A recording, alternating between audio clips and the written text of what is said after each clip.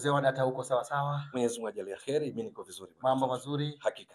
Leo sitaki nizungumze mengi kwenye VAR, nataka niende kwenye direct moja kwa moja. Yeah. Tunaelewa ya kwamba Dar es Salaam Young Africans wamefuzu hatua ya makundi mara 3 mtawalia kwa maana ya mfululizo. Yeah. Na mara hii pasi na shaka kwa aina ya timu ambao wanakwenda kukutana nao, Yeah. Dar es Salaam Young Africans wanavuka. Simba ni wazee wa hizi kazi, Yeah. wamezoea. Lakini ukiangalia upande wa pili Azam, kuna Singida. Yeah. Sasa tuangalie kwa hizi timu za CAF kwa maana ya Yanga pamoja na Simba. Hii wakienda kufuzu hatua hii, Yeah. itakuwa na maana, ina maana gani kwa maana kwenye ligi yetu au katika medali za kitaifa kiujumla? Wow, swali zuri sana. Cha msingi kabla sijajibu swali, wewe Tuntu, watazamaji wako, Watanzania kwa ujumla, na unaitakia mema medani ya soka nchini Tanzania, kwamba wasali, waombe dua za kutosha kwa ajili ya timu hizo na wawakilishi wetu wengine. Hapa namaanisha Singida Black Stars, namaanisha Azam. Kwa taratibu za CAF unapozungumza ligi kuu Tanzania bara ndio timu hizo. Lakini kama taifa bado kuna KMKM, wao kwa nafasi nzuri, ingawa wao watachujiana na wenzao Azam. Mmoja lazima achomoke, mmoja anaenda makundi. Kwa kwenye nafasi ile wanaocheza kwenye kombe la shirikisho kwa nia kufuzu hatua ya makundi, pale tayari tuna nafasi ya uhakika kama nchi kwa maana ya Azam na KMKM. Lakini kwa maana ligi kuu Tanzania bara inategemea nani anafuzu. Ikifuzu Azam, maana yake inazidi kuongeza hizo points kwa ajili ya ligi kuu Tanzania bara. Hakika. Nadhani nimeeleka vizuri hapa. Sababu kumbuka zote ni timu zetu. Ndio. Lakini kwa maana ya Simba na Yanga, Singida tunajua anaenda kucheza na Flambeau ya Burundi, ambayo kwa muundo, kwa maana ya nazungumzia ubora wa wachezaji, muundo wa timu husika, uwekezaji, Singida naiona kana kwamba tayari imeshatanguliza mguu. Lakini mpira wa miguu lazima tuheshimu, ni dakika 90. Simba na Yanga ndio mahsusi ulitoka kuzitaja. Ni kweli hivi karibuni wamekuwa kwenye kiwango kizuri sana kwenye ushiriki wa michuano ya CAF. Unajua kipimo cha CAF kwa timu na ndio ina award points, inatoa points. Ni kwamba piga huwa garagaza. Ukitaka uingie katika orodha ya viwango vya ubora kama timu, kama ligi, lazima muingie hatua ya makundi, ama ligi ya mabingwa barani Afrika au kombe la shirikisho barani Afrika. Usipoingia hatua ya makundi hupati point. Usipoingia hatua ya makundi, ligi unayoshiriki haipati points. Sasa Simba umetumia neno nzuri, wazee wa hizi kazi. Tangu msimu wa 2020-2021 Simba mara zote wanaposhiriki michuano ya CAF, iwe ligi ya mabingwa, iwe kombe la shirikisho, huwa wanaingia hatua ya makundi na wamethibitisha kwamba wao ni serial participants katika hatua ya makundi na kwenda mbele. Lakini ukiangalia zaidi ni kwamba sio tu makundi. Break ya kwanza kwa Simba huwa ni robo finali. Walifanya hivyo msimu wa 2021, walifika robo finali ligi ya mabingwa barani Afrika, wakatolewa na Kaizer Chiefs ya Afrika Kusini kwa mabao 4-3. Walifanya hivyo msimu wa 2021-22, wakafika robo finali kombe la shirikisho barani Afrika, safari hii wakitolewa na Orlando Pirates kwa mikwaju ya penalty baada ya sare ya 1-1 ya jumla. Walifanya hivyo msimu wa 2022-23, wakafika robo finali wakatolewa na waliokuja kuwa mabingwa ligi ya mabingwa barani Afrika. Hapa nazungumzia Al Ahly. Walitolewa na Wydad Casablanca ya Morocco baada ya sare ya 1-1. Simba wakishinda 1-0 kwa Mkapa, wakifungwa 1-0 uwanja wa Mohamed wa tano kule nchini Morocco. 1-1 mikwaju ya penalty, Simba wakatolewa. Wakafanya hivyo tena kwa kufika robo finali ligi ya mabingwa barani Afrika msimu wa 2023-24, wakicheza na waliokuja kuwa mabingwa. Hapa nazungumzia Al Ahly ya kule nchini Misri. Walifungwa 1-0 kwa Mkapa, wakafungwa 2-0 Misri, wakatolewa 3-0, lakini walifika robo finali. Msimu uliomalizika 2024-25 Simba wakaenda mbali zaidi, wakafika fainali kombe la shirikisho barani Afrika, ambapo matokeo ya jumla walifungwa na waliokuja kuwa mabingwa RS Berkane mabao 3-1. Sasa Simba ndio maana umesema wazee hizi kazi, ni kweli. Lakini watani za wajadi Yanga kuanzia msimu wa 2022-23 mara zote wanaingia hatua ya makundi. Hapo awali walikuwa mara ya mwisho kushiriki hatua ya makundi ligi ya mabingwa Afrika, michuano ya CAF kwa maana ya ligi ya mabingwa ilikuwa mwaka 1998. Lakini kuanzia mwaka 2022-23 Yanga mara zote wanaingia hatua ya makundi michuano ya CAF. 2022-23 walifika fainali kombe la shirikisho, wakacheza dhidi ya USM Alger kwa Mkapa, wakafungwa 2-1 kule Algeria, wakashinda 1-0, matokeo ya jumla 2-2 yakawafanya USM Alger Algeria wawe mabingwa kwa faida ya bao la ugenini. Lakini msimu uliofuatia 2023-24 Yanga kwa mara nyingine waliingia hatua ya makundi, safari hii ikiwa ligi ya mabingwa, wakenda mpaka robo finali, wakatolewa kwa mikwaju ya penalty na Mamelodi Sundowns ya Afrika Kusini. Lakini msimu uliomalizika Yanga kwa mara nyingine tena wakiwa mabingwa ligi kuu Tanzania bara hivi sasa ni mara 4 mfululizo. Msimu uliomalizika waliingia tena hatua ya makundi wakiwa kundi A, wakamaliza nafasi ya 3. Waliofuzu kwa hatua ya robo finali walikuwa Al Hilal Omdurman pamoja na MC Alger ya Algeria. Sasa kushiriki kwao mfululizo katika walau hatua ya makundi na kwenda mbele mfululizo kama tulivyotoka kueleza, Simba, Yanga, kumeleta tija kubwa sana kwa nchi. Na kama watafuzu tena kwenye michuano ya msimu huu, Yanga wanakwenda kucheza dhidi ya Silver Strikers ya Malawi, Simba wanakwenda kucheza dhidi ya Singizini Hotspur ya Eswatini. Ni dhahiri kwamba Tanzania bara kwenye ligi kuu yake itaongeza tena points na kuifanya iendelee kujichimbia kwa miongoni mwa ligi 5 bora barani Afrika. Hapa tunapozungumza, kwa mfano, ligi kuu Tanzania bara bado inashika nafasi ya 5. Katika viwango vipya vya sasa ni kwamba ligi namba 1 kwa ubora ni Misri ambayo ina pointi 130. Hapo awali ilikuwa na pointi 190.5. Ndugu mtazamaji na Tuntu, fahamu kwamba baada ya kuingia msimu huu 2025-26 pointi zilizopatikana msimu 2020-21 hazipo tena, kwa sababu ukihesabu misimu mitano ambayo CAF ndio taratibu zake wanahesabu kuanzia msimu huu unaoendelea, ukirudi nyuma tutaishia 2021-2022. Kwa sababu hiyo pointi za sasa ambazo ni latest hazihusishi msimu 2020-21. Nazungumza haya kwa tahadhari, kwa sababu baadhi ya watazamaji bila shaka wakiangalia kwenye orodha ya viwango vya ubora watahusisha msimu 2020-21 ambao unaonyesha Misri wana pointi 190.5. La hasha! Baada ya kudondoshwa kwa msimu 2020-21, baada ya sisi kuingia msimu mpya wa CAF 2025-26, pointi zimeathirika kwa kila taifa, kwa kila timu miongoni mwa zile klabu bora. Kwa sababu hiyo orodha iko kama ifuatavyo: Misri wana pointi 130, ndio namba 1. Namba 2 ni ligi kuu ya Morocco ambao wao wana pointi 92. Namba 3 ni ligi kuu ya Afrika Kusini, ina pointi 87.5. Namba 4 ligi kuu ya Algeria ina pointi 85. Ligi kuu Tanzania bara inafuatia, ina pointi 58. Hizi ndio top 5 ligi 5 bora barani Afrika.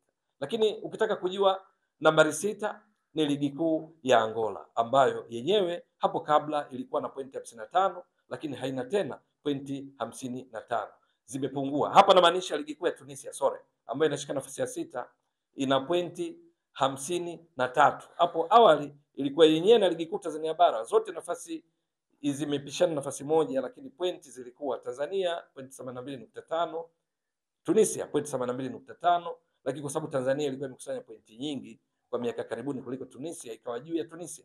Taratibu wa CAF alikusanya pointi nyingi hivi karibuni, kama pointi zenu zinalingana na kuwa juu ya mwenzake. Lakini namba 7 baada ya Tunisia ni ligi kuu ya Angola, tunafahamu vizuri. Namba 8 ligi kuu ya Jamhuri ya Kidemokrasia ya Kongo. Namba 9 imebadilika, Sudani imedrop, haiko namba 9 tena. Hivi sasa ligi kuu namba 9 ni ligi kuu ya Ivory Coast, halafu Sudani ni ligi namba 10 kwa ubora. Sasa Tanzania, sifa mojawapo alionayo mpaka sasa kwa kuendelea kufanya vizuri kwa Simba na Yanga ni kwamba kwenye ligi zote hizi bora, ligi ambayo kwenye klabu 10 bora barani Afrika kwa viwango, ni ligi 2 tu barani Afrika ndizo zimetoa timu walau 2 na zaidi katika klabu 10 bora barani Afrika. Hapa nitafafanua vizuri. Ni kwamba huwa kuna ligi 10 bora barani Afrika ambazo upatikanaji wake ni mtindo huu wa kuangalia misimu mitano namna zilivyo perform kwenye michuano ya klabu ya CAF, kwa maana ya ligi ya mabingwa au kombe la shirikisho. Na pointi hizi zinapatikana kwa misimu mitano kuanzia msimu huo mnaoshiriki. Hapa tunazungumzia 25-26. Tukirudi nyuma ni mpaka 2021-22. Sasa kwenye klabu 10 bora, tukitoka kwenye ligi 10 bora, klabu 10 bora, namba 1 ni Al Ahly ya Misri ambayo hivi sasa inaongoza ikiwa na pointi 51. Kabla ya msimu kupinduka ilikuwa na pointi 78. Hili narudia tena na tena kwa sababu baadhi ya watazamaji bado wanachanganya. Wataangalia viwango vya ubora ambavyo vimesha expire hivi sasa tunazungumza. Hilo taratibu wa CAF, viwango vya ubora vinavyotumika kwenye ratiba zake msimu tunaendelea vinaanzia 2020-21 mpaka 24-25. Hata msimu huu viwango vyake vya ubora tutakapofika mwisho, matumizi yake ni kwa msimu 2026-27. 26-27 vinakwenda kwa 27-28. Sasa ukitaka viwango vya latest, huangalii hivi ambao vinatumika sasa kwenye ratiba za CAF ambao vinaonyesha Al Ahly inaongoza ikiwa na pointi 78. La hasha! Ukitaka viwango latest kwenye machimbo yako, ewe mtazamaji na Tuntu, Angalia msimu wa 26 27 ndio utapata viwango latest hivi tulivyo sasa. Sasa kwenye orodha hiyo Al Ahly wana pointi 51 ndio wanaongoza. Namba 2 ni Mamelodi Sundowns Afrika Kusini na pointi 43. Namba 3 ni Esperance de Tunis ambayo yenyewe ina pointi 38. Namba 4 RS Berkane ina pointi 37. Namba 5 Pyramids ya Misri ina pointi 33. Kabla ya viwango hivi latest vya sasa kubadilika, ilikuwa Pyramids inashika nafasi ya 6 na pointi 47. Lakini Simba ndio ilikuwa ya 5 ina pointi 48. Lakini viwango vipya Pyramids ni ya 5 na pointi 33 sawa na Wekundu wa Msimbazi Simba ambao sasa ni wa 6, lakini pointi zao pia ni 33 kama Pyramids. Kwa nini Simba ya 6 na sio ya 5 tena? Ni kwa sababu pointi zao zimelingana na Pyramids. Pyramids wamekusanya pointi nyingi zaidi hivi karibuni kuliko Simba kama nilivyotoka kueleza. Ni kwa sababu Pyramids walifika finali ligi ya mabingwa wakatoa ubingwa. Kwa hiyo msimu uliomalizika Pyramids walikusanya pointi 24. Simba ilishia finali ya kombe la shirikisho ikakusanya pointi 16. Ndio maana Pyramids inakuwa juu ya Simba. Wote wana pointi 33. Kwa hiyo Simba ya 6. Ya 7 ni Zamalek ya Misri ambao wao wana pointi 29. Ya 8 ni USM Alger ya Algeria ina pointi 27. Ya 9 Yanga ya Tanzania ina pointi 25. Ya 10 ni Al Ahly ya Sudan ambayo yenyewe ina pointi 24. Sasa ukiangalia hizi klabu 10 bora, Misri na timu 3 ambazo ni Al Ahly, kuna Pyramids na Zamalek. Nyingine ni Tanzania, ligi kuu Tanzania bara ina timu 2 ambazo ni Simba na Yanga. Hakuna taifa lingine, hakuna ligi nyingine ambayo imetoa timu zaidi ya moja katika top 10. Kwa nini imekuwa hivyo? Ni kwa swali lako. Maelezo yangu yote marefu yanarejea juu ya ile kushiriki walau hatua ya makundi back to back katika michuano ya klabu ya CAF. Mambo ambayo Simba, Yanga hivi sasa imekuwa sio habari kubwa kwao. Kuingia hatua ya makundi sio shida zao. Wamekuwa kufanya hivyo kwa mfululizo. Matarajio Yanga wakiingia makundi kwa kuwatoa Silver Strikers, wataongeza pointi zao sasa kutoka pointi 25 watakuwa na pointi 30. Maana kwenye ligi ya mabingwa ukiingia makundi, assumptions zote zikiingia makundi kabla mechi zijaanza kuchezwa, kila mmoja anapata pointi 1. Kwa msimu latest tunazidisha mara 5 inakuwa pointi 5, ukiongeza na 25 zinakuwa 30. Jambo ambalo litafanya Yanga bila kujali matokeo ya timu nyingine zilizo juu yake itapanda mpaka nafasi ya 8 kwa sababu iliyo ya 8 hivi sasa USM Alger ina pointi 27. Inashiriki kombe la shirikisho. Kombe la shirikisho ukiingia makundi, assumptions wote mnapewa pointi 0.5 kabla ya mechi kuchezwa. Ukizidisha mara 5 ni pointi 2.5. Ukiongeza na 27 zinakuwa 29.5. Inakuwa pungufu ya watakazokuwa nazo Yanga ambazo ni pointi 30. Nadhani nimeweka vizuri. Kwa hiyo Yanga itakuwa ya 8 ikiingia makundi kwa kuwatoa Silver Strikers. Lakini Simba wakiwatoa Singizini wataongeza idadi ya pointi zao kutoka 33 zitakuwa 38. Wao kupanda itategemea matokeo ya timu za juu yake. Sababu tunakumbuka vizuri kwamba timu iliyokuwa juu ya Simba ni ipi? Ni pamoja na RS Berkane yenye pointi 37, ni pamoja na Esperance de Tunis yenye pointi 38, ni pamoja na Mamelodi yenye pointi 43, ni pamoja na vinara hapa tunazungumzia Al Ahly yenye pointi 51. Kwa hiyo Simba itaongeza pointi, lakini kupanda kutoka nafasi iliyopo sasa ya 6 itategemea waliokuwa juu yao, ambao bila kusahau Pyramids ambayo nayo ina pointi 33 kama Simba. Akishinda naye Pyramids akaingia makundi, manake Simba na Pyramids watakuwa na pointi sawa 38. Pyramids bado atakuwa juu kutokana na sababu nilizotoka kuzielezea. Lakini Esperance wakishinda, RS Berkane wakishinda, Al Ahly wakishinda, bado ataendelea kuwa juu kwa sababu wako juu ya Simba. Mmoja wapo yeyote akiteleza, Simba itapanda. Nadhani nimeleweka vizuri. Sasa zile pointi walizonazo Simba na pointi walizonazo Yanga ndio pointi zake unazichanganya kwenye kapu kuu la ligi kuu Tanzania bara. Utagundua Yanga yenye pointi 25 unaongeza na Simba yenye pointi 33, ndio maana ligi kuu Tanzania bara hivi sasa ina pointi 58. Nadhani imeleweka vizuri. Sasa nini kilichotokea mpaka sasa? Ni kwamba kwanza ligi kuu Tanzania bara imepunguza wigo wake, tofauti yake ya pointi na ligi iliyokuwa juu yake. Hapo awali ligi kuu Tanzania bara ilikuwa na pointi 82.5. Ya juu yake Algeria ilikuwa na pointi 130. Lakini sasa ligi kuu Tanzania bara ina pointi 58, Algeria wana pointi 85. Tofauti ya pointi baina ya ligi kuu Tanzania bara na Algeria zimebaki pointi 27. Zilikuwa tofauti pointi 47. Kwa hiyo zimekatwa zile kutokana na ushiriki mfululizo wa hatua makundi kwa Simba na Yanga. Lakini tofauti ya Tanzania na ligi iliyo nyuma yake ambayo ni Tunisia, gap imeongezeka. Yaani wakati Tanzania inapunguza gap baina yake na aliye mbele ambaye ni Algeria, yenyewe na ligi iliyo nyuma yake ambayo ni Tunisia imeongeza.